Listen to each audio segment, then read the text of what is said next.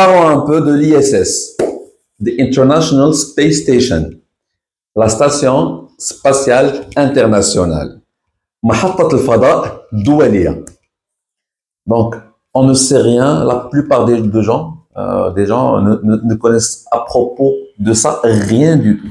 Donc, j'aimerais bien juste faire une petite définition de l'ISS et, bien sûr, j'ai des questions à poser à la NASA, aux astronautes, aux savants, donc des questions dont j'ai pas de réponse. Donc, premièrement, parlons de l'ISS. L'ISS, elle a commencé à recevoir des astronautes depuis l'an 2000. Elle a coûté presque 150 milliards de dollars. Imaginez. Cette station spatiale, elle a coûté 150 milliards de dollars.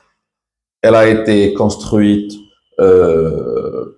par les États-Unis, bien sûr, la Russie, le Japon, la plupart des pays d'Europe et le Canada.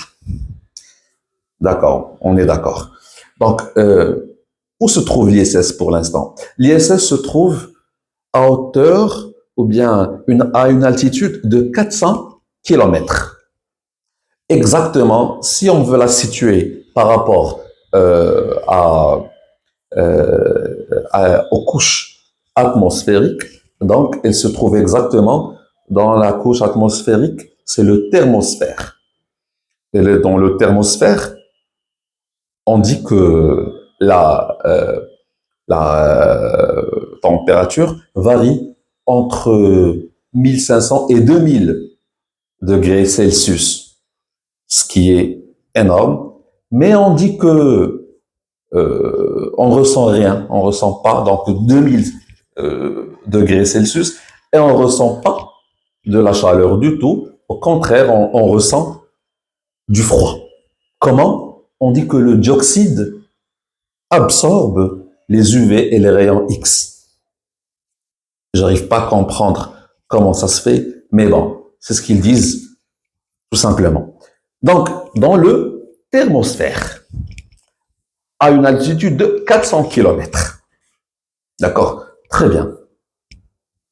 Je ne sais pas comment ils ont fait pour construire cette station spatiale, hein, à une telle altitude. C'est énorme, c'est trop loin. Le poids. Son poids est de 400 tonnes, jusqu'à 420 tonnes en orbite. Imaginez, 420 000 kilogrammes.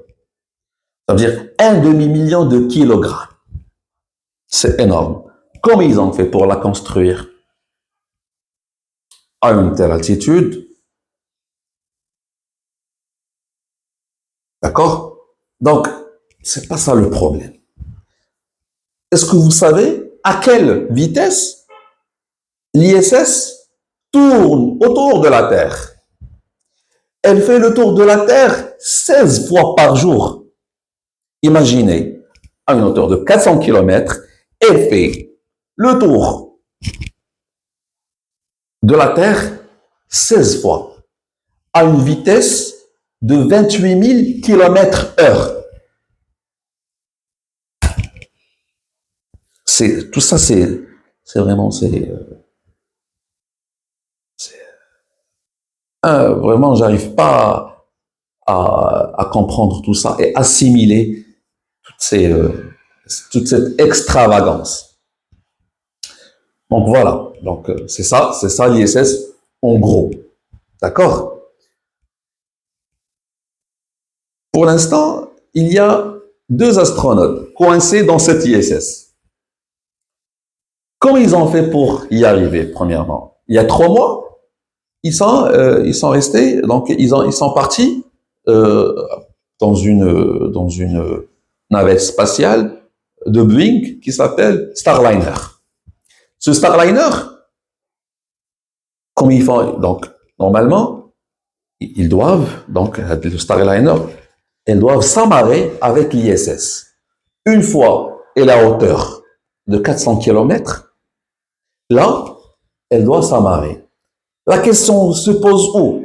Comment ce Starliner arrive à s'amarrer? Pour s'amarrer à l'ISS, il doit vraiment suivre la vitesse de l'ISS, 28 000 km/h. Non, mais on dit ça, mais quand vous essayez de comprendre et d'assimiler comment il va faire, non, c'est pas des dessins animés, c'est une réalité. Nous sommes dans l'espace, à une telle altitude, il n'y a pas d'oxygène, thermosphère. D'accord. Donc, 16 fois. Donc, elle va à une vitesse vraiment excessive. Donc, ce Starliner doit suivre pour s'amarrer. C'est là où se pose la question. On a toujours, donc pour les vidéos de la NASA, ils ont toujours essayé de camoufler cet amarrage. Une fois les navettes spatiales sont dans l'orbite, à une telle altitude, là, tout se termine. On n'a aucune vidéo d'amarrage de quelconque navette spatiale sur l'ISS. Cet amarrage, hein, donc les deux se collent.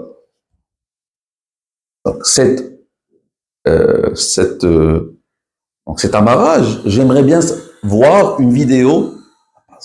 Je trouve que c'est impossible. Donne-moi une réponse. Je trouve que c'est impossible. J'aimerais bien que cette vidéo la voit la plupart des gens, d'accord? Comme ça, il faut apprendre à se poser des questions. Arrêtez d'avaler tout, arrêtez d'avaler. Il faut essayer, d'accord, de se poser des questions pertinentes, des questions intrigantes, des questions de logique. D'accord? Donc, ne parlons pas de ces deux astronautes maintenant amarrés, soi-disant, sur l'ISS depuis 3 mois. Ils doivent y rester dans 8 mois. Comment ils se ravitaillent pour le ravitaillement? Comment ils font? Donc, tout ça, cette vidéo, je l'ai faite pour se poser des questions. Tout le monde, on doit se poser des questions et arrêter de gober toutes les informations qu'on nous dicte. Voilà. Donc, je vous remercie pour votre écoute. À la prochaine.